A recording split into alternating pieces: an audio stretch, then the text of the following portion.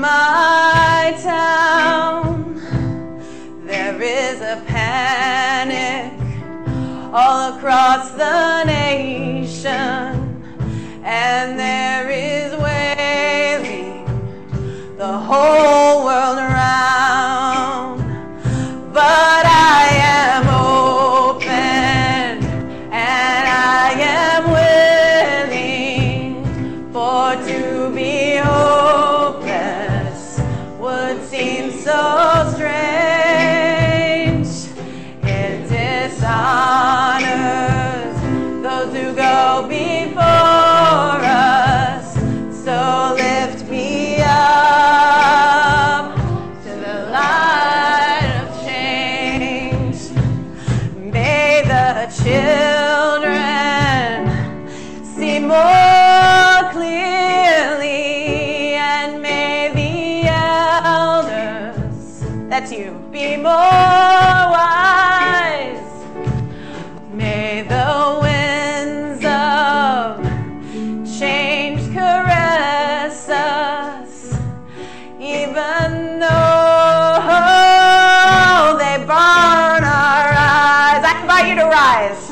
Oh, I am open and I am willing, for to be hopeless would seem so strange. It dishonors those who go before us, so lift me up to the light of change. Give me a mighty oak to hold my confusion, oh, and give me a desert to hold my fear. Give me a sunset to hold my wonder, and give me an ocean to hold my tears. Tell your neighbor, I am open and I am willing, for to be hopeless would seem so strange. See how it feels to move. It dishonors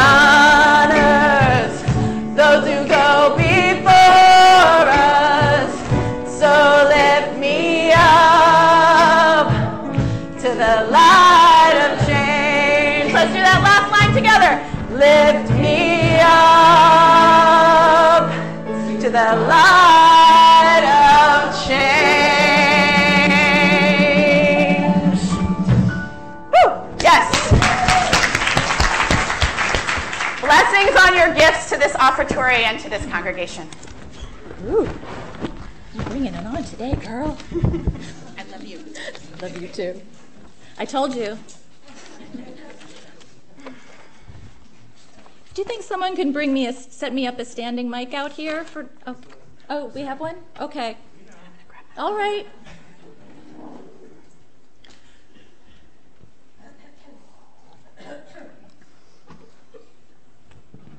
So now is one of these really special times when we get to recognize some new members. So I would like to invite the following folks up to sign our membership book, which I have to switch out with our other book. But please start to come up.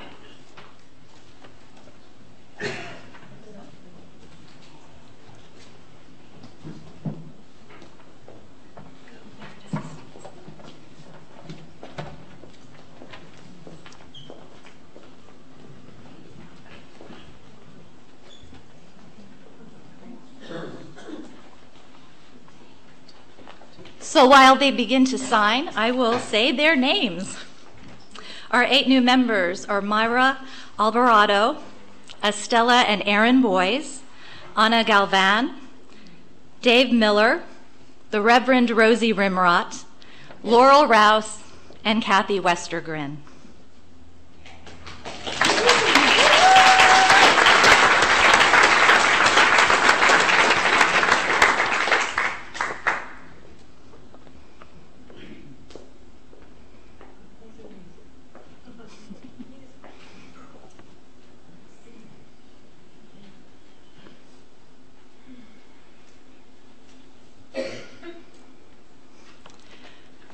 Actually, if I could not lose you, if you could stand over here, we're going to have some words then. Did somebody get away on us while I was looking down? Okay. Yeah, after you're finished signing.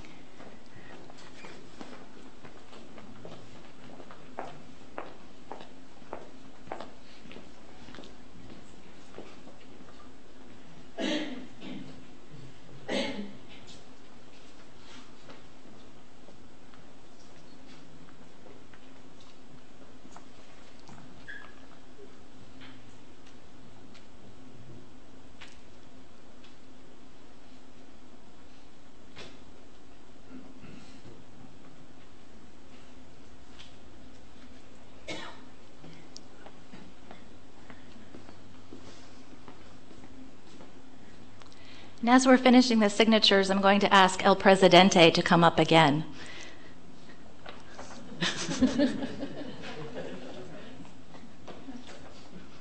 He has some gifts to distribute and some handshaking to do, so we will let him get started on that for the sake of time.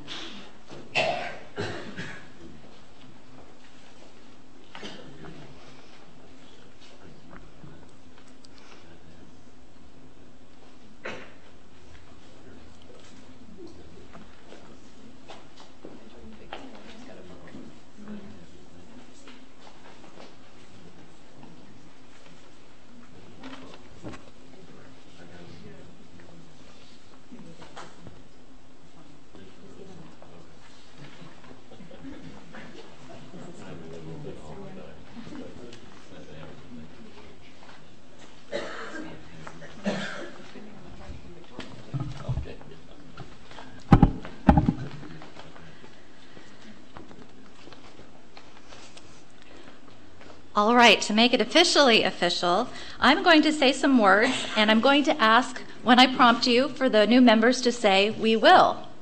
And then I'm going to say some more little words, and I'm going to ask the congregation to respond when I cue you to say, "We will." All right? Sound good? So today we welcome into our community these new members who have chosen to make a commitment to this congregation by signing our membership book. New members, we are so glad to have you here with us and that you have chosen this community of fellow seekers to travel with on your life journeys. Will you accept our gifts of fellowship, discovery, and service? Will you offer us your unique presence and gifts? Will you add your name to the long history of Unitarian Universalist people who have spread hope with our living faith? Will you encourage us as we seek to create a community and a world dedicated to love and justice? Good job. It's your turn. Congregation, will you welcome these new members with the warmth and comfort of your fellowship? Will you seek to add your strengths and talents to the new gifts they bring to us? Will you share our triumphs and our struggles as our community grows and changes? We will. Thank you.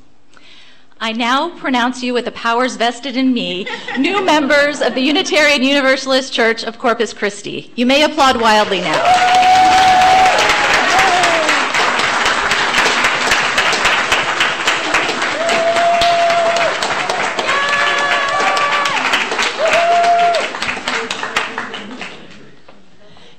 You can all go back now. Thank you.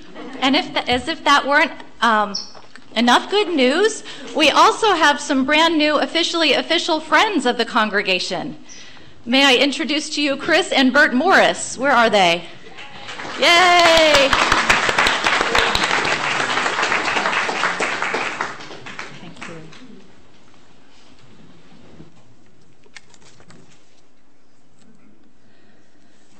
So, I'm all excited, a little too excited for a meditation reading.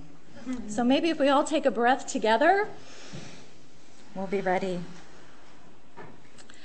Father, Mother, God, here we are together, rich and poor, educated and not so well educated, gay and straight, Democrats and Republicans, some of us with light skin, some of us with darker, some of us walking, some of us unable to walk.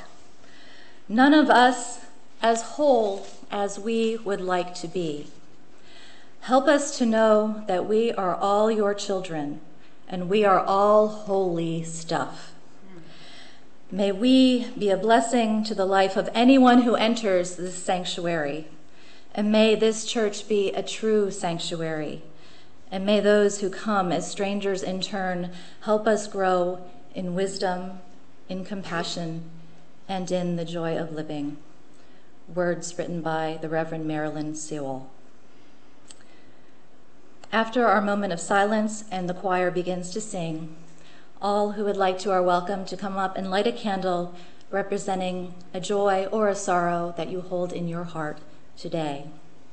I now invite you to a moment of silent contemplation.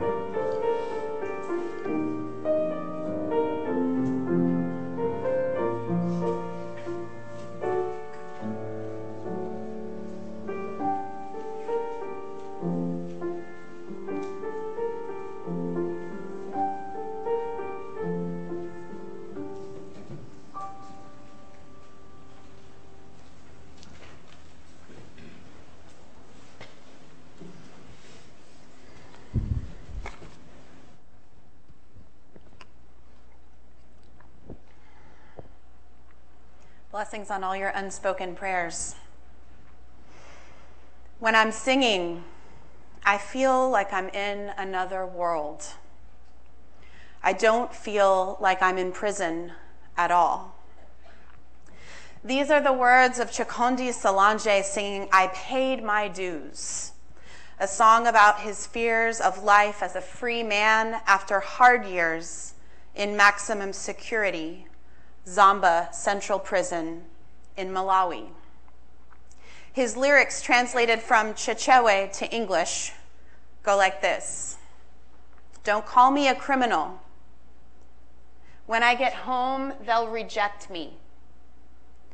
When something goes missing, they'll accuse me of stealing. It hurts badly when you call me a criminal.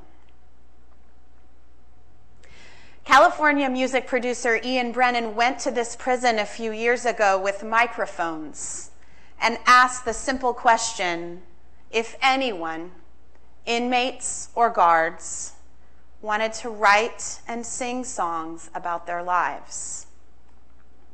It was something most of these people had never done before.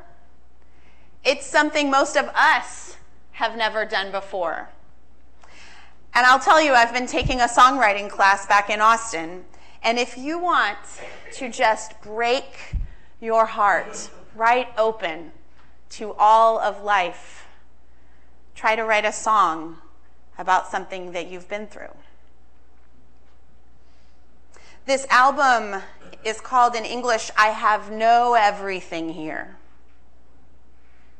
The prison where the recordings took place was constructed during the era of British colonial rule, with an intended capacity of 340 people. The facility has become a dilapidated brick structure that now holds more than 2,000 souls.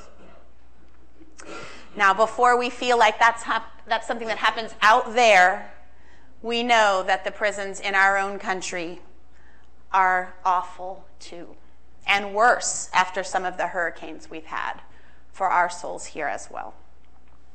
A nun who works in this prison, Sister Anna, said this when interviewed on 60 Minutes. "I think it's impossible for somebody outside to get. There are no words which could explain this place," she said. "But sometimes I say, it's the waiting room of hell." That phrase, the waiting room of hell, has really stuck with me. It's an evocative one, and while we as Unitarian Universalists, and I count myself a lifer, we may have rejected the idea of a literal, fiery, torturous afterlife, thank God, there is still no doubt in my mind that real life hell exists. Being in a concert hall, a church, or a school when shooting and panic breaks out. Waiting to find out if your child made it out alive from the latest mass shooting. Knowing that your city, your home, your island is all but lost to a hurricane or an earthquake. Knowing that your livelihood, your ability to feed and care for your family is dependent on and sometimes thwarted by men, mostly, not always, but mostly men who harass or assault you in the workplace, as we are hearing stories over and over again right now. If that is not at least the waiting room of hell, I do not know what is. And as glowing as the sunrises are that we sing about, and as fragrant as the flowers remain, it would be spiritual malpractice of me to stand here today, even as the optimist that I am, and not just name that it feels like there's a lot of hell on earth right now. So my mind keeps going back to the music of the Zomba Prison Project, to Hell's Waiting Room, and my conviction, my faith, my lived experience that music is a sacred text with truths to tell. And I want to share with you what some of these singers had to teach us. Again, I'll go back to Mr. Solange, worried about life as a free man. You would think excited, right? You would think ready to be free, but with a troubled heart about how he will be treated. He told Anderson Cooper, "When I'm singing, I feel like I'm in another world. I don't feel like I'm in prison. When we're singing, the walls are no longer there. But when we stop, those walls return again, and we're back to counting brick by brick." I don't know about you, but I know in every part of my soul that what we need right now is to be tearing down walls. We need to not be building any new ones, and we need to be tearing down walls that exist in the heart, in the spirit. Thank you. I love a congregation that can make some noise. Thank you for that. I meant to invite you, but I'm glad you invited yourself. We need to challenge those stories that would divide us. And we need to sing songs, even when our voices crack, that would help us understand each other. Here in Texas, as we do work to resist inhumane deportations, to support reproductive justice, to fight for our trans folks, to live their lives in peace, to be able to say and show Black Lives Matter, period. So often in those movements, those of us in those movements are getting called criminals, like the man is talking about in his song. You shouldn't be in this country. You shouldn't protest this way. By what standard? Who makes those decisions? And so I'm asking myself these days, where can I look for songs and stories to try and receive perspectives different than my own and perspectives that are held at the margins? Did anybody go to General Assembly this year from Corpus Christi? You're a minister and a couple of folks? Excellent. So you were in New Orleans, and I want to encourage those of you in here who've never been to a UU General Assembly to go to General Assembly this summer. It's in Kansas City. We were just blown away by our keynote speaker at GA in June, Brian Stevenson. He's a death penalty defense lawyer and an author of the UU common read, Just Mercy. And his advice to all of us was to get proximate. He said, get proximate to the people in greatest need.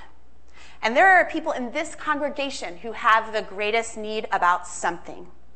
And let's get proximate and listen to them. And there are people in Corpus Christi who know the greatest need. And let's get proximate to them. He said, those who are closest to the need are closest to the solutions. And we must listen and follow their lead. And so I look for ways to bring some of those stories and some of those songs into our congregations, into our experience. Until Ian Brennan came along, the women in the Zomba prison definitely didn't think of themselves as musicians. They did not have instruments. No one had ever asked for their song. Brennan said they were pretty adamant that they were not singers.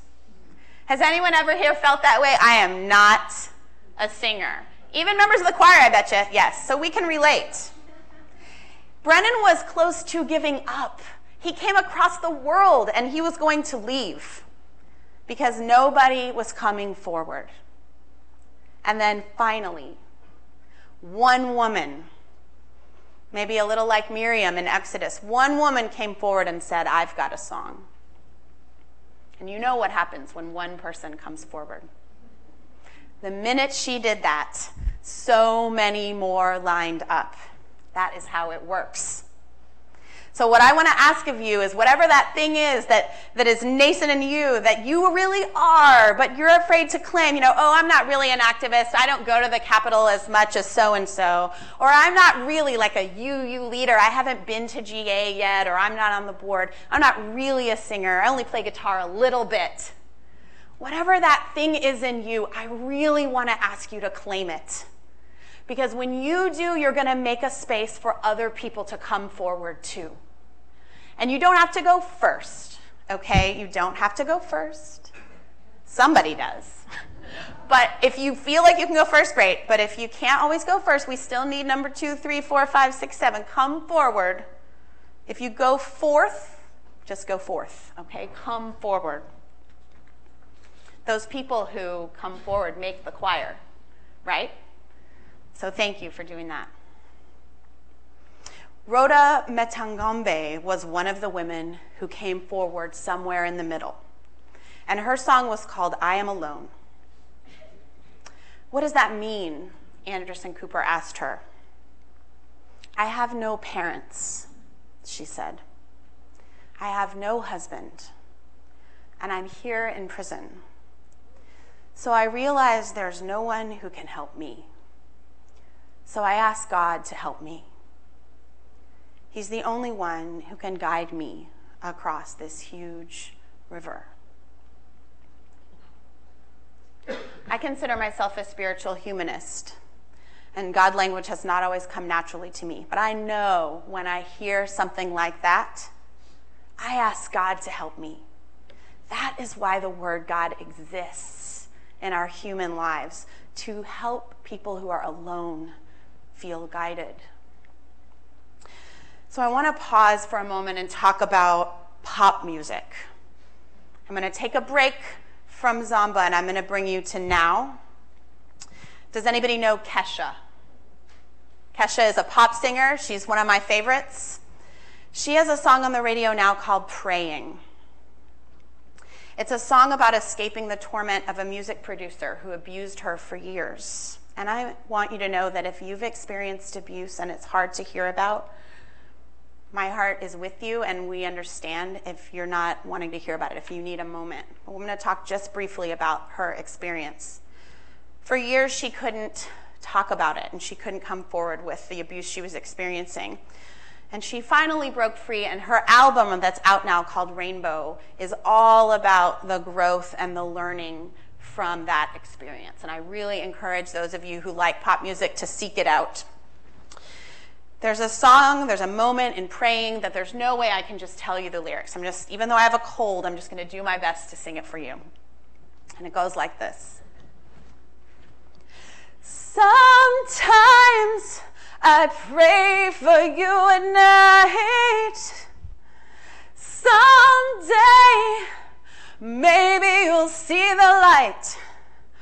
Oh, some say in life, you're gonna get what you give, but some things only God can forgive. And then she screams.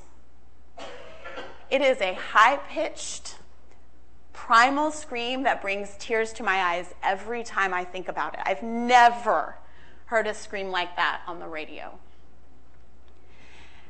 And I just want to say that there are circumstances where we are particularly sympathetic to the victim, and other times, in cases like rape, sexual assault, harassment, we often go quickly past that gut-wrenching pain of the victim because we know the abusers and we really want to recognize their humanity and rehabilitate them too. And that makes all the sense in the world. I want those people to be rehabilitated. And I have to say, as someone who leans toward that restorative justice quickly, my call right now is to listen to those primal screams. Our call is to hear the pain and not rush through that part right now. It's tiring to hear all these news stories, all of these women coming forward, and sometimes men. It's painful. And I believe that our spiritual work right now is to just be present to it, to hear it. And we will get to that resolution in time, but not before we hear that pain. If you came to this church today feeling like Kesha, that there is something you did or something done to you that only God can forgive, or if you feel like Rhoda on the other side of a river from what you need, feeling lonely or lost, may the spirit of this community comfort you. I am so thankful, whatever you're going through, that you're here today. We are not our best or our worst moments. We are everything, all of the things about us. And we all deserve community like this. Anderson Cooper was asked about the songs. Do you feel like you're glorifying criminals? He asked Ian Brennan, and Brennan said no. No, no, no. The music is humanizing them, not glorifying. And that humanizing is not for the benefit of them. It's for the benefit of us, the listener. The people in that prison, the people in our prisons, the victims of the people who are in those prisons, all of us are so complicatedly human. And it's a simple truth, but how does that benefit us? I pray about this all the time. How does that benefit us to know that? The first principle of our faith is the inherent worth and dignity of every person. How do we not take that for granted? And how do we grapple with the ways that we are imperfect? What it says to me is that everyone at some point in our lives is going to have to fight for our humanity. Everyone. People of color, women, immigrants, someone with a disability, someone that's either too young or too old to be taken seriously by society at some point. We will all have to fight for it. And so we might as well be fighting for all of us now. Let us not wait until we're the ones whose humanity is being questioned. And I feel like this centering of humanity that we hear about in this music is also just for us in our day-to-day lives. I'm just going to tell you right now. It extends to me when I've done what I call mom handling. When I've mom handled my son, this is like manhandling, but when a mom loses it. I either do this too much or too little, depending on your definitions of discipline and parenting, and I manage to feel guilty about it no matter what. So whatever is in your life where you don't feel like you're measuring up to your highest aspirations for humanity, and UUism has very high aspirations for humanity, that grace is here for you. It's here for me. When our racism shows up, when our selfishness shows up, when we are depressed or ashamed, it's here for us. I just want to share with you a little bit of confidence about how we can come together even though these are hard times for many of us. And I'm going to come back to singing, and then we're going to sing together, and then we're going to go to the meeting. So this book, it's called Originals, How Nonconformists Move the World. And in this book, it talks about a study out of Stanford. And people thought that they were coming in for one of those little paid studies, and it was about how good of a singer you are. Who would volunteer for that study? I would not. I would not. But somebody did. And that wasn't what it was about. So they did their little singing part, and then they went to another study. And that was about whether you could share. And so people had an assignment as to whether they would share money or not, whether they felt connected to people or not, and whether you sang for 10 minutes. They had the people in the singing study sing for 10 or 15 minutes. It wasn't a lot, and you wouldn't think it would make a big difference. But these strangers who sang, they shared so much more money than the people in the other control group that didn't. That singing made people feel connected. It made people feel similar to each other. And what that is just recognizing the humanity in the stranger. And that's what we're called to do. I also want to tell you that if you're worried about whether you're good, I learned from a professional UU singer that, which I'm an untrained UU singer, but I learned from a professional UU singer that the way science works, who's a fan of science? A lot of UUs really love science, yes. So the way science works is when you sing, when we sing this next song together, if you're worried that your song, that your note's not going to be right and you don't know what it's going to be, your sound wave and your neighbor's sound wave, they're going to come and they're going to find each other, and they're going to have a human equalizer, and we're both going to be better because we came together and we sang together. So have confidence when you sing and really sing out. That's all I want you to do. I want you to sing when you go to your mayor's office to ask for better gun laws. I want you to sing when you go to the Capitol to have a sit-in about health care. I want you to do the electric slide when you have a rally about something, okay? It's a hard time, and we need to remember the prophets, and we need to sing, and we need to dance. Remember Rhoda, remember Chikonde, remember Kesha, remember Miriam. May your hands be ready to clap. May your hips be ready to Zumba.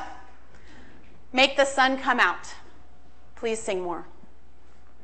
And with that, I invite you to rise. We're going to do just that together. Our song is Precious Human Life. The lyrics are by the Dalai Lama, and the music is by One Village Music, a project of multicultural youth. And you will join as you feel moved by the melody, and we are going to rock it.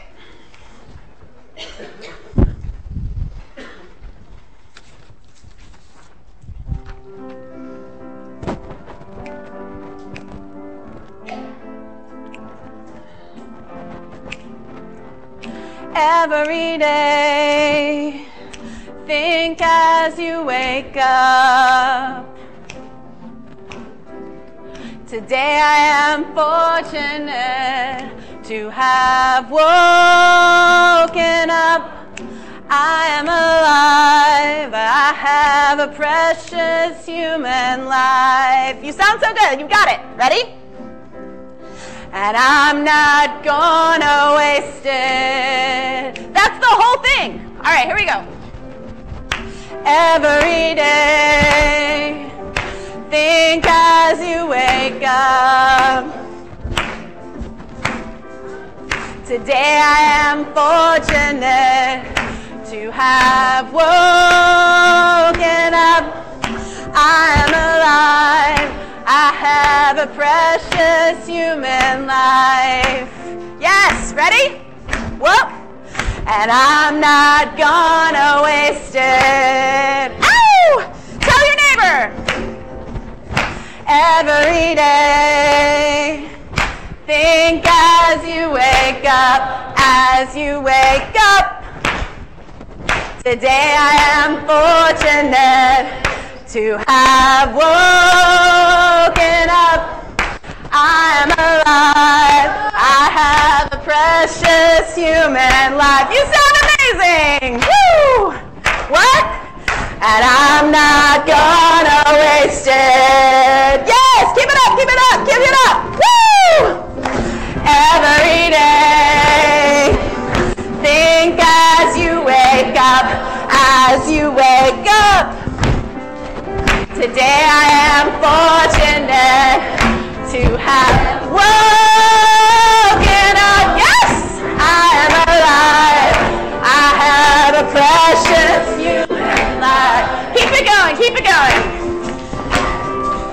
And I'm not gonna waste it. If somebody will hold your hand, or if you want to touch your shoulder, go for it. If they'll let you. There you wake up. Sorry. As you wake up. There it is. There it is. There it is. There it is. Woo! All right. Today I am fortunate to have woken up. I am alive. I have a precious human life. Yes, human life. Woo! And I'm not gonna waste it. One more time, we got this. Every day, tell your neighbor, think as you wake up, as you wake up. Today I am fortunate to have woken up. I am alive. I have a precious human life. I hear you over here. Woo! That's it. And I'm not gonna waste it. Last line all together, and I'm not gonna waste it. And I'm not gonna waste it. Thank you. I appreciate you, congregation, who will stay a little long and sing a little loud. Thank you for being you. Will you, if your neighbor is willing, take a hand? If not, you can put a hand out, however you want to be. for your benediction. I love you guys. I love you. Sing your story. Find the songs of those who are called criminal, of victims who won't be believed, of those whose lives are going unsung. Listen. Listen some more. Dance. Sing them out. Let our songs humanize us all. Blessed be. Ashe. Amen. Go in peace.